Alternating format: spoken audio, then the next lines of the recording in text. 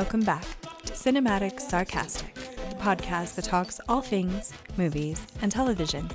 My name is Natalie, and I'm your host. On today's episode, we are going to be talking about Hocus Pocus 2. I watched Hocus Pocus 2 so that you don't have to. You're welcome. So, when the original Hocus Pocus came out, I believe in 1993 is when the first one dropped, I was somewhere in the vicinity of 11 or 12 years old, so I was about the age of the kids in the film, and I thoroughly loved the ever-living bejesus out of Hocus Pocus when I was a kid.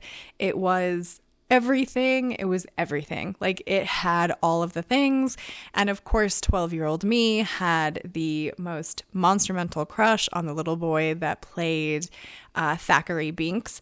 I think his name is Sean Murray. He plays in CSI or some sort of equivalent now. Now, Hocus Pocus 2 basically has none of the goodness that the original ones did. Disney did with Hocus Pocus 2 what Disney has done to a lot of the Disney characters throughout the years that I have genuinely loved. Maleficent comes to mind as a primary one. It took Maleficent and made her like not an evil queen. She was just misunderstood and needed someone to understand her.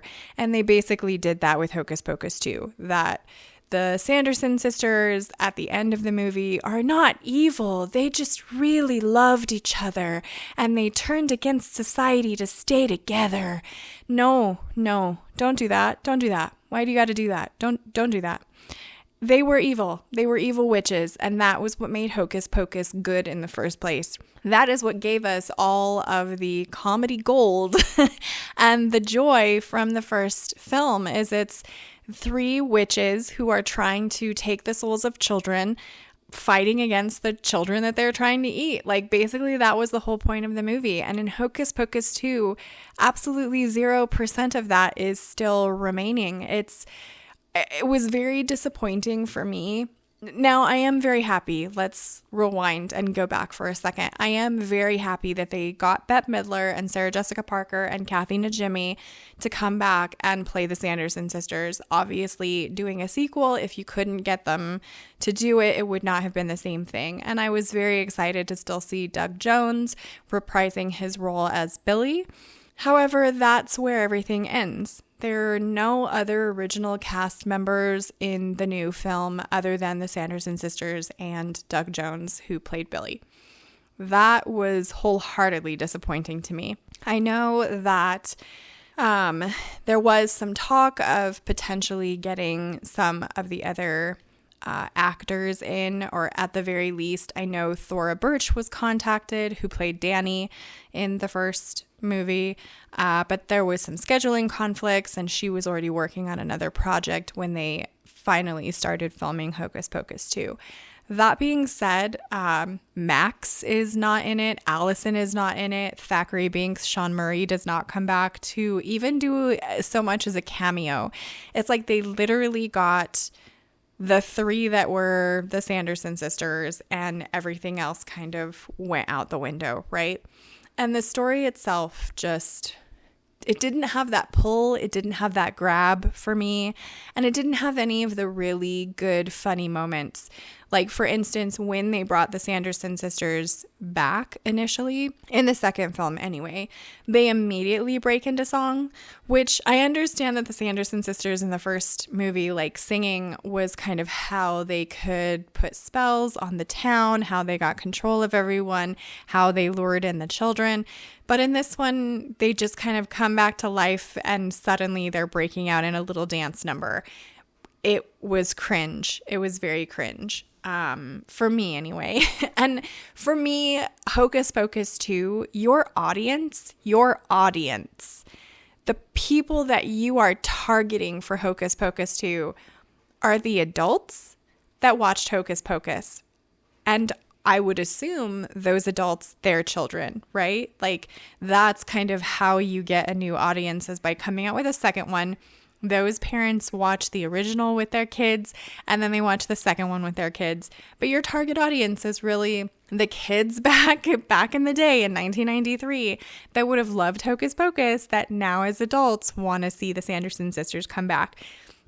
And it's been 29 years, it's been 29 years between both of them. And we've seen with some other things that it's possible. You look at Top Gun, there's about the same amount of time between the first Top Gun that came out in the 80s and the second one, right? It's like 20 or 30 years. So it's relatively similar, but Top Gun knew exactly what its audience was and targeted that audience and pulled it off and did an amazing job. Hocus Pocus 2 completely fell flat for me.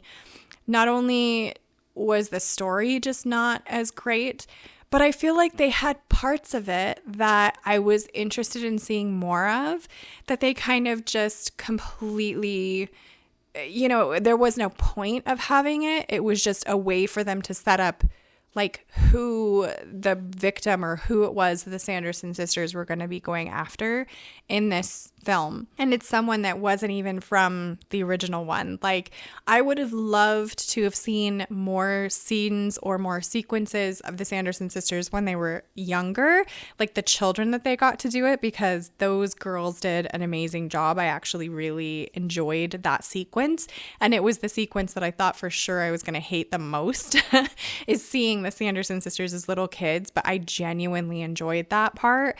And I would have really loved, I don't care, if they were trying to make it more like modern times, but I really would have loved to have seen like the actor like Sean Murray who played Thackeray Binks when he was much younger. I would have loved to have seen him come in and do a cameo, like where you see him in the street or something and someone's like, hey, don't I know you? Something similar to that. Like, or have Max and Allison have kids and one of their kids is part of this new clique, do something that connects the old with the new.